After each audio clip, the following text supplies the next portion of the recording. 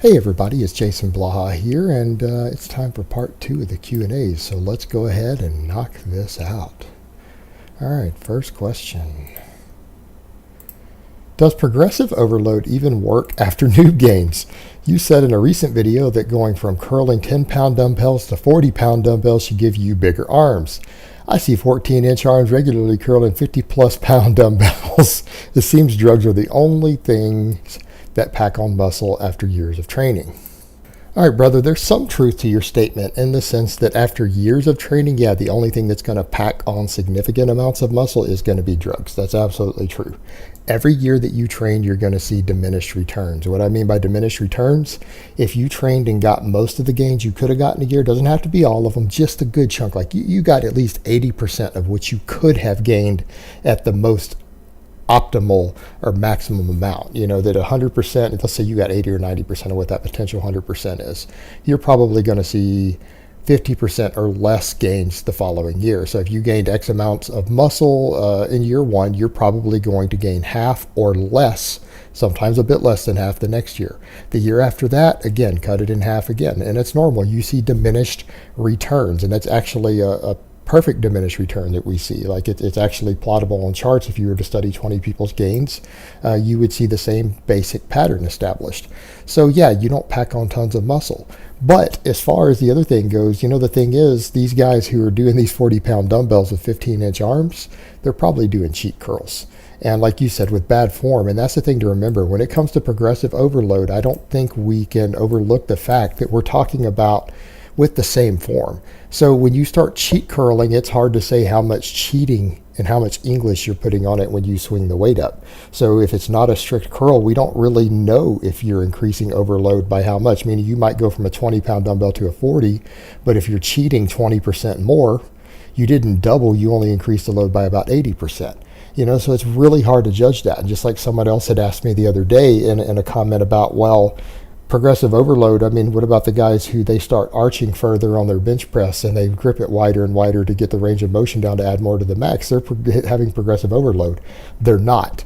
We're talking about while using the same form, the same range of motion and so on and so forth by increasing overload on that. If you're doing something besides using the muscle that you're trying to work, and even in the deadlift has certain muscles it works. It has certain muscles that are the primary movers, just like a curl has only one muscle that's a primary mover. The deadlift has many, but they have target muscles.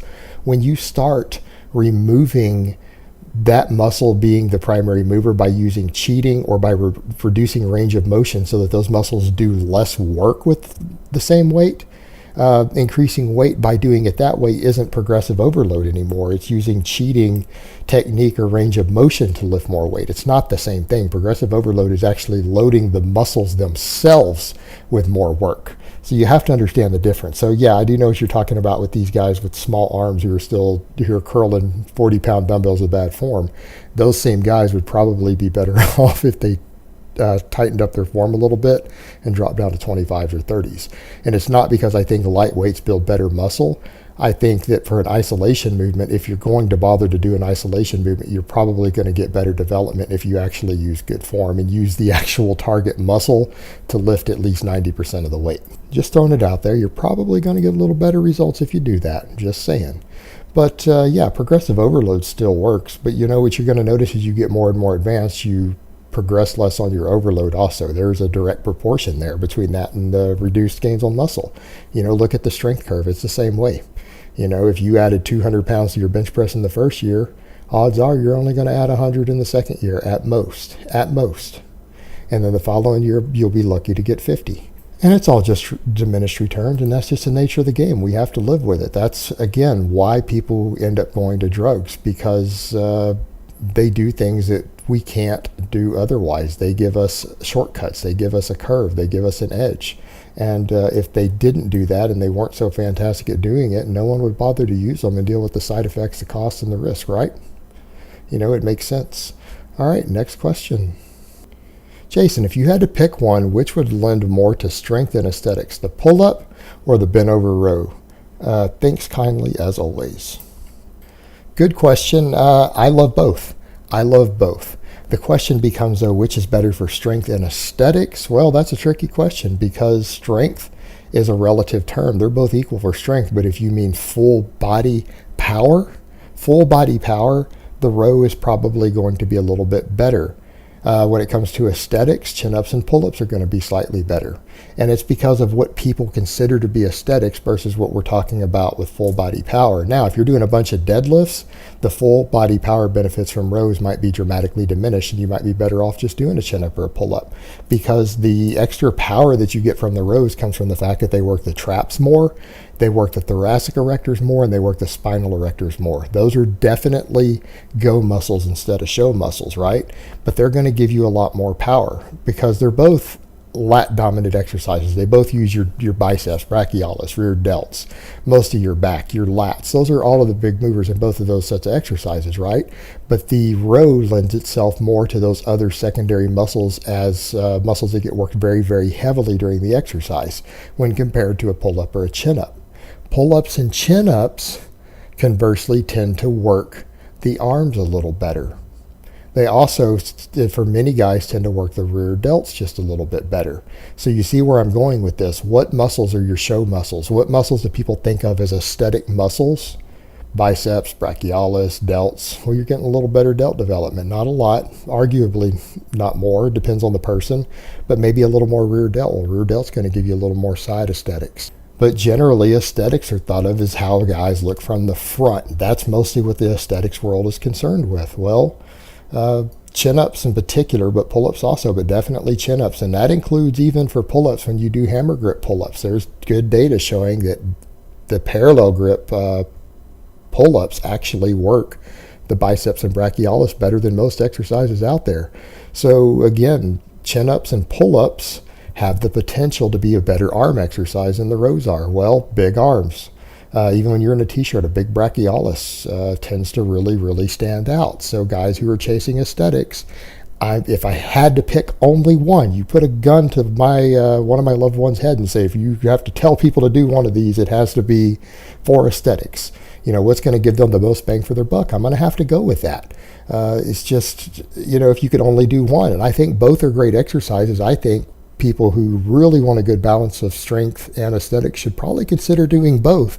But if you have to pick one to be dominant in one of these things, I'm going to go in the direction of a hammer grip pull-up or a chin-up for the aesthetic end, just because, again, aesthetics tend to be arm and shoulder dominant, and that exercise is slightly more arm and shoulder dominant. And if we're talking about full body head-to-toe explosive power, the rows give you more strength than the pull-ups or chin-ups do in those muscles that are really important for power, the traps, the thoracic erectors, and the spinal erectors. So I'm going to have to give it the edge there. So it's, you know, kind of a complicated question, and I don't like being thrown in that position of saying if you have to pick one exercise for this, pick one. But if you're going to force me to do so, that's the direction I'm going to go in that particular question. All right, next question.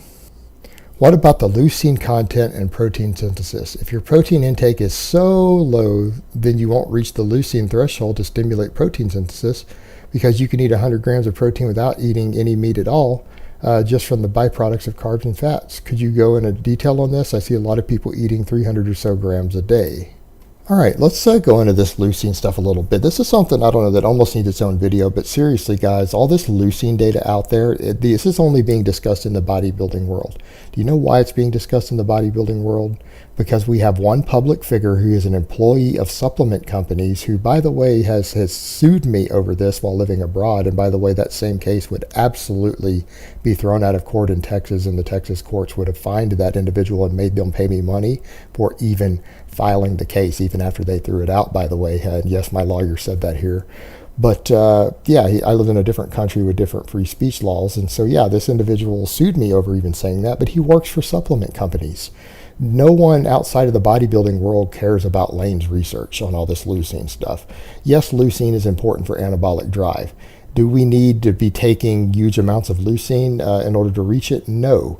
You got to remember, he works for a company whose primary product, their highest selling product's primary ingredient is leucine. He has a vested financial interest in talking about it all the time. For most people, you got to think about it this way. There is leucine in all your food. It's not just animal source proteins. Yes, whey protein and dairy tends to be fairly high in leucine, higher in leucine per percentage than other proteins. But that doesn't mean other products don't have them. It doesn't mean beans don't have leucine. It doesn't mean wheat protein doesn't have leucine. It's in other foods. And if you're consuming enough protein, which again, the 1 to 1.6 grams per kilogram of body weight, and you're eating, 3 balanced sized meals a day. Let's say you're getting at least 3 meals a day to where you're getting around a third of your protein in each one, you're going to reach your anabolic threshold for the leucine. It's not going to be a problem. This stuff has been overhyped because of this one individual's research in the bodybuilding world. It is not a big issue if you're consuming enough leucine. And the only time people are wanting to talk about it like that is so that they can get you to supplement extra leucine between meals, trying to get that anabolic drive, because you're trying to chase a 0.5% advantage. And that's what you need to remember. The same individual who did this research has admitted this is all about chasing a 0.5% advantage in a competitive environment. That's what he's talking about. He's not even talking about the average Joe who thinks they're going to gain 10% or 20% more muscle from it. It's not even intended for that when he discusses it, when he actually admits what's really going on with the data. You're talking about trying to hit leucine thresholds for anabolic drive multiple times a day so that you can hopefully gain a 0.5% more muscular strength every year. We're not talking about very noticeable amounts. So, keep that in perspective, guys. All right, next question.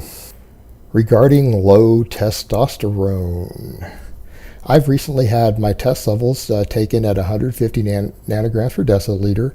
Remember, guys, normal is around 400 to 500. I'm just throwing this in. That's not his question. Even though the normal range is 300 to 1,000, most healthy men are between 400 and 500, the vast majority. All right, back to his question. I have had an MRI on my pituitary gland and all is in good health. Also, my other blood markers show no abnormalities. However, I have been cutting for the last 12 weeks with fairly low fat intake, 50 grams a day, with the saturated fat at 15 grams. Could the calorie deficit as well as the low fat intake cause my test to be so low? If so, is this reversible? All right, perfect question. And this goes back to my point talking about the blood work of these pre-contest bodybuilders. If you're in a caloric deficit for an extended period of time and you get either too lean and or you're on too low of a fat diet, it is going to crash a lot of your hormone levels. It is going to harm your health.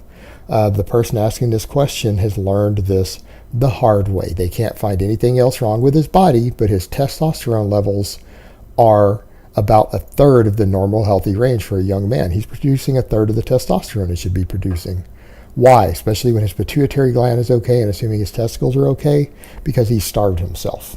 It's that simple. Prolonged cutting in 12 weeks is a pretty prolonged cut. If you started it at a decently healthy body fat and you're trying to get ripped, or you run an ultra low fat diet, 50 grams of fat's pretty low, and you're in a calorie deficit. It's one thing to run a really low fat diet if you're getting your essential fatty acids and you're eating enough to gain weight or at least maintain your body weight. It's not going to have the same negative effects, but once you go into a caloric deficit, that ultra low fat can crash your hormone levels, not just your testosterone. This person's lucky he hasn't had other hormones start cratering also. Keep doing it past that 12 weeks, go another 12, and you'll start seeing all sorts of other problems develop as well. It won't be just your testosterone. So again, this is a case of dietary deficiency. This is a case of people when they cut too lean, or they, again, go on some sort of deficient diet, which is, again, most people who cut to get ultra ripped do. They tend to do both. You see crash testosterone levels. This is normal. This is what happens. They're bad for you. You shouldn't do this. Now, to the person, is it reversible? 90% of the time, yes, it is.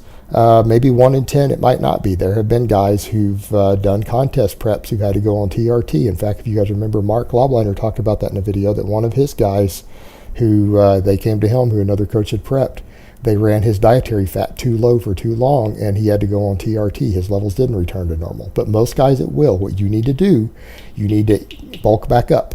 You need to add more fat to your diet, go up to about 80 or 90, maybe 100 grams of fat a day, and you need to bulk up again. You need to go back over 10% body fat. If you're at 8% or 9% body fat now, you need to go up to about 10, I'd go past 10%, go up to about 11 or 12% body fat, and your testosterone levels will be normal again. Again, stop trying to cut so lean. If you're concerned about your health or you're concerned about your testosterone production, you don't need to be getting ripped. It's stupid. It's the worst thing you can do. And this whole idea, well, I want to look good. Well, looking good if you can't get a hard on doesn't mean anything. What are you going to do? Attract girls and then, rub your limp penis on them? That's what getting ripped is going to do for you. It's completely useless and it's stupid. So you can reverse it by regaining some body weight and some body fat and adding a little fat back into your diet. All right, next question. Jason, I saw this video about concurrent training and I still don't really know exactly what it is. How come I can't find much about this at all on YouTube, and why haven't I heard it mentioned ever before? What is your opinion on this? All right, in order to know what concurrent training is, you need to understand what normal training is, what standard linear type training is, or linear periodization. Periodization is usually done to where you do different rep ranges and energy systems in different blocks, generally up to 3-week long blocks. Like standard block periodization, you might be doing 12 rep sets for 3 weeks, then you might do 8 rep sets for 3 weeks, then 5 rep sets for 3 weeks, and then 3 rep sets for 3 weeks. That could be a standard linear periodization block, and that's some of the way most professional athletes have trained around the world for a very long time. Football players, Russian Olympic lifters, everybody else. I mean, it's a very standard way to train. Again, plenty of champions have trained that way. There's different types of periodization to where you rotate it around through the weeks, but concurrent training is usually to where you train more than one style or rep range or type of volume in the same week. Concurrent training could be like undulating periodization, or to where you have higher rep, higher volume days, like say maybe Thursday and Friday on an upper lower split, you do higher volume with 8 to 12 reps. And then you might do 3 to 5 for more of a slightly strength to power range with less volume, maybe 1 to 3 work sets on Monday and Tuesday on a different upper lower split. And that's one way to do it. Or you might have like the West Side Barbell Conjugate method, which is also a form of concurrent training, to where in the same week you have max effort days. You'll run 2 max effort days, one based around the squat and the deadlift, and the other based around your bench press and then associated accessories. And then you have other days where you work on dynamic effort work, which is speed work. Again, one day dedicated to the bench and its accessories, and the other day to squat and deadlift. That's West Side Barbell style training. Both of those examples are considered to be concurrent training. Concurrent training is generally more useful for in-season athletes, whereas in linear style training, linear style periodization is usually used in the off-season. So it really depends on what you're trying to do. Where are the benefits to it?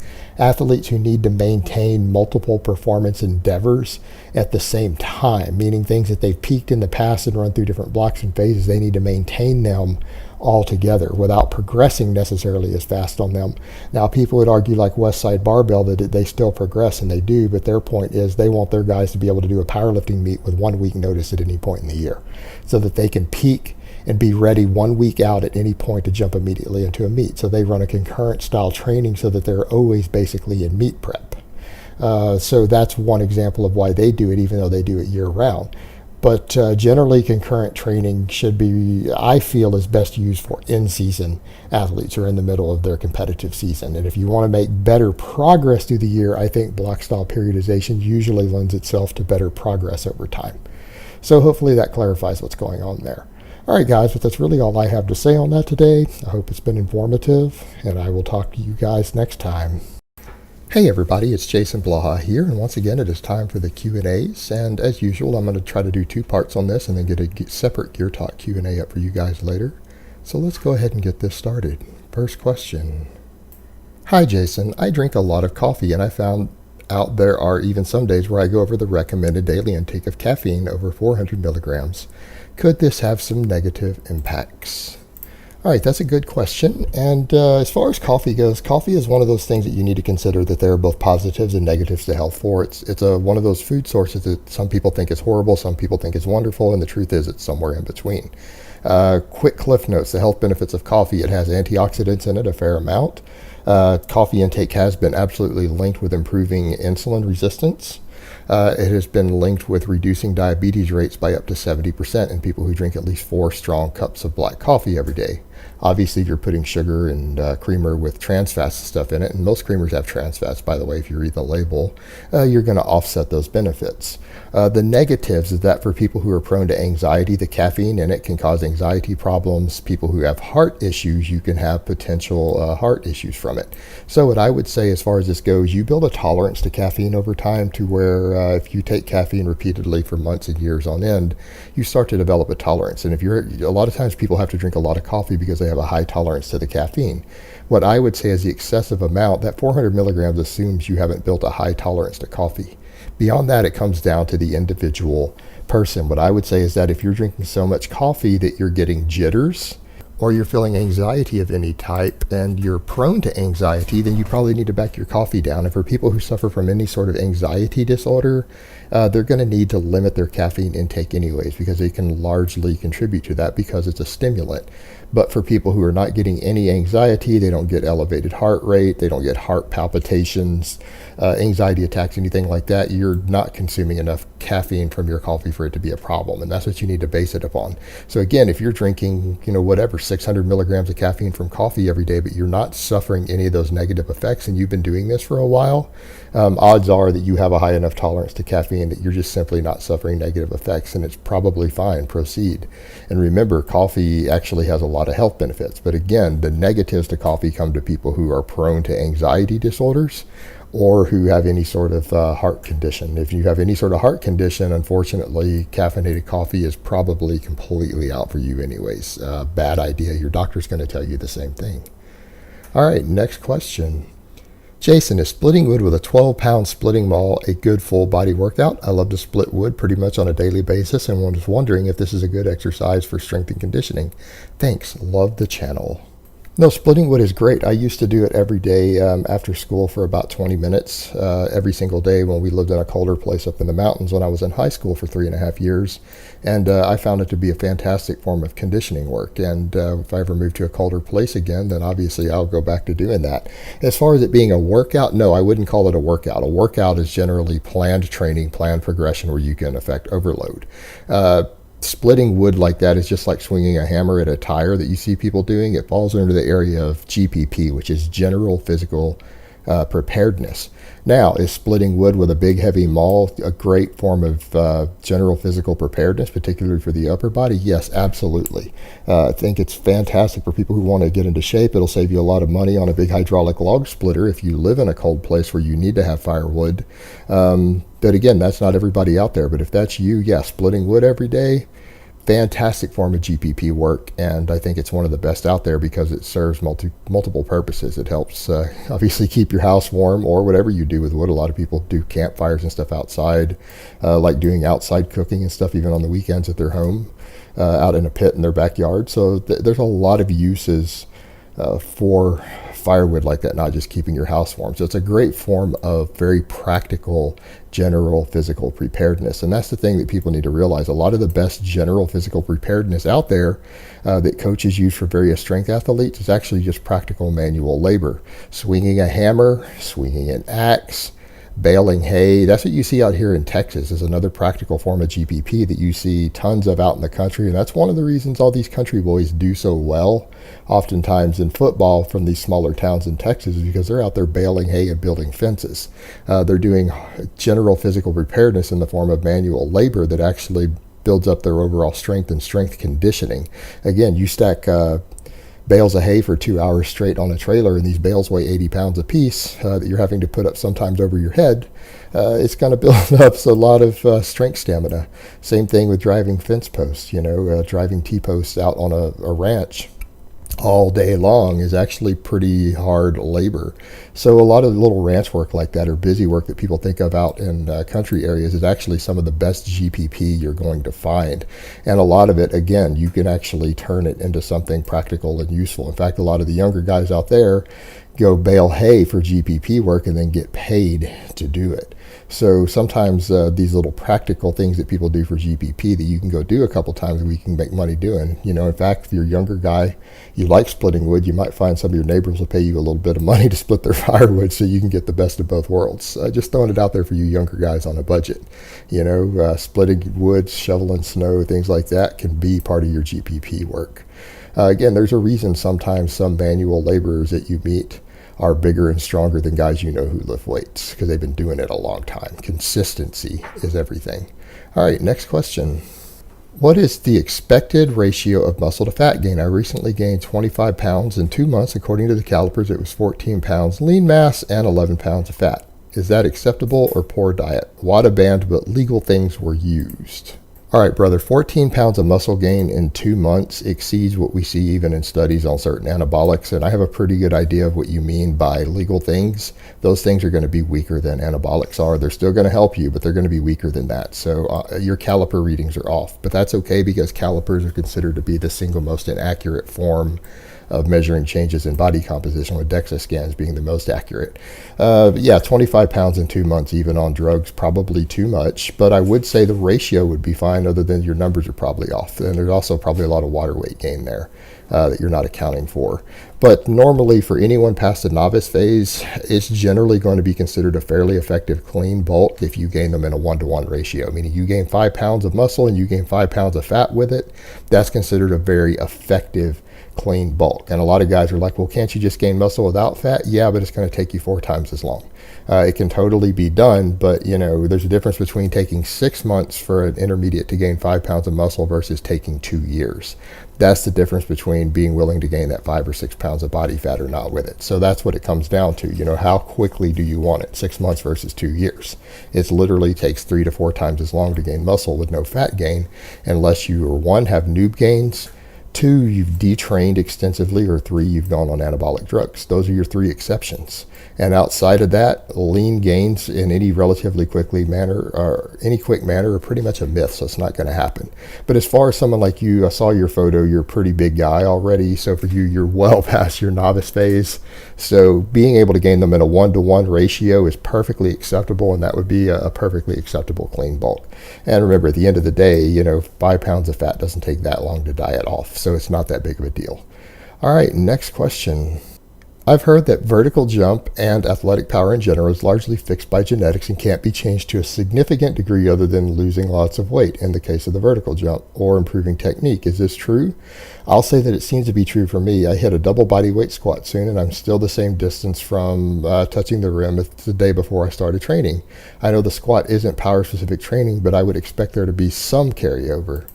Yeah, absolutely. There should be some carryover. And usually hitting a double body weight squat is considered to be one of the most important goals for developing peak power in any playing sport like that, whether it's basketball, football, whatever. That should usually be your goal. And what we find is that going beyond a double body weight squat very rarely improves performance on the field very much. So that's kind of your golden standard. So that should help.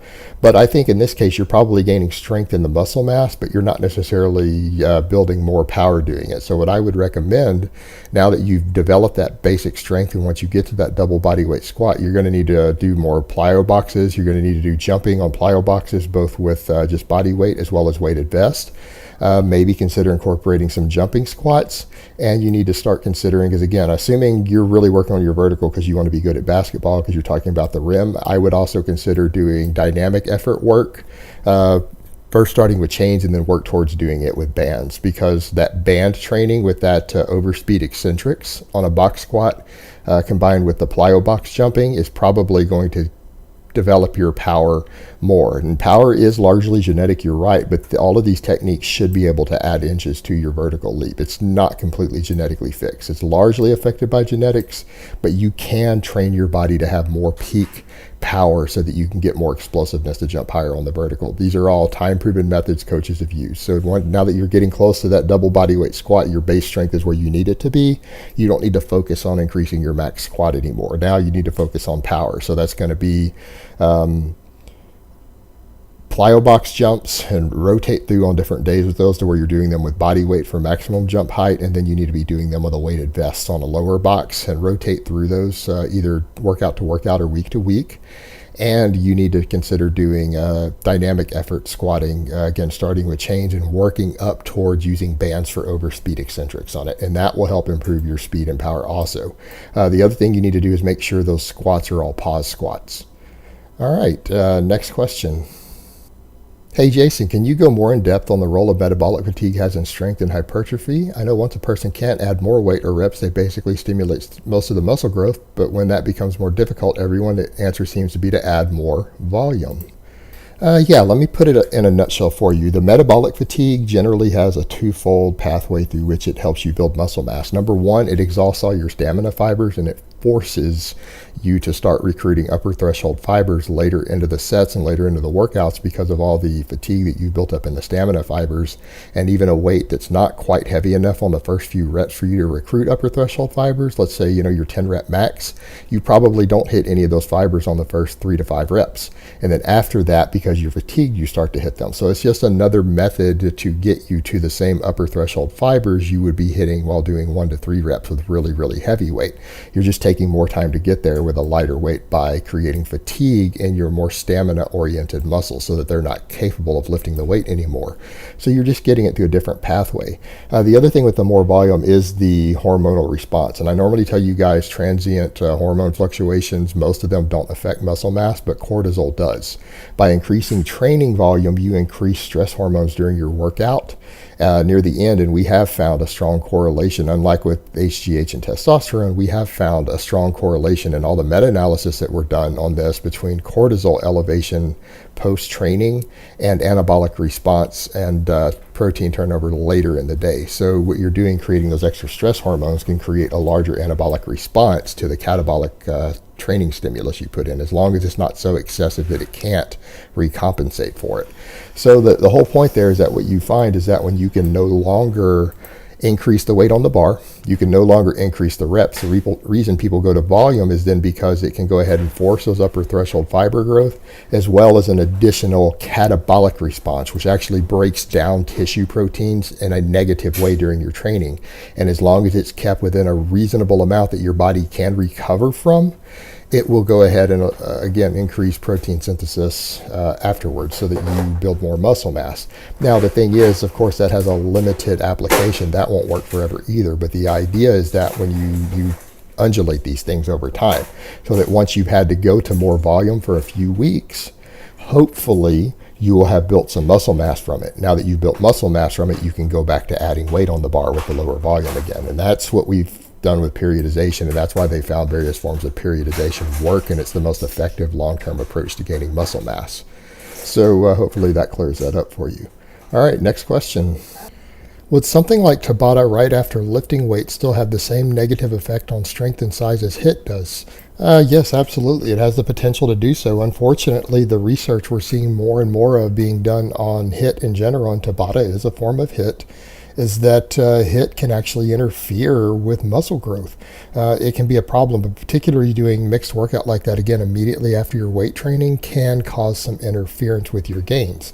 Now, for people who aren't trying to gain muscle at any really significant rate, it's not going to be as big of a deal. But what you need to remember is that any sort of additional training stimulus after you lift weights is going to interfere with your body's adaptation to the training. And the adaptation is what gives you your size and strength. There is going to be some interference. It doesn't mean it's going to stop all of it, but it is going to blunt some of the training response. You need to generally stick to active recovery type things after you train, which could be, foam rolling, so anything with myofascial release, additional stretching, light band work, or even small amounts of list cardio, meaning you could go get on a bike and pedal at an intensity that you would normally be able to do an hour of, and just do 10 minutes of it after you train, and it might help clear some of the waste products out. It might help you recover a little bit without any negative effect, because the intensity itself is so low that it's not having any sort of real training stimulus, so it's not a big deal. But Tabata or any style of HIIT or conditioning work or GPP done immediately after you lift could potentially interfere with the training stimulus and the signal that it sends to your body for training. So as a general rule, yeah, you need to avoid Tabata immediately after you lift. I absolutely wouldn't do that. And for people who don't know what that is, just Google it. There's a lot of stuff out there. It's been around a long time.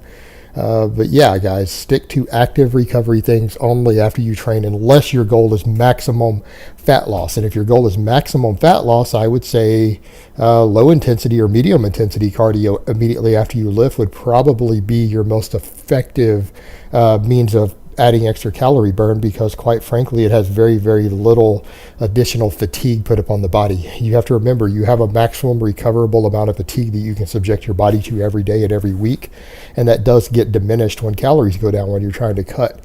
But something like really low intensity cardio has almost no fatigue effect. So that would be your best option for maximizing fat loss. But it will reduce muscle growth. But if you're trying to lose fat quickly, you're not really trying to gain much muscle anyways. All right, guys, but that's really all I have to say on that today. I hope it's been informative, and I will talk to you guys next time in part 2.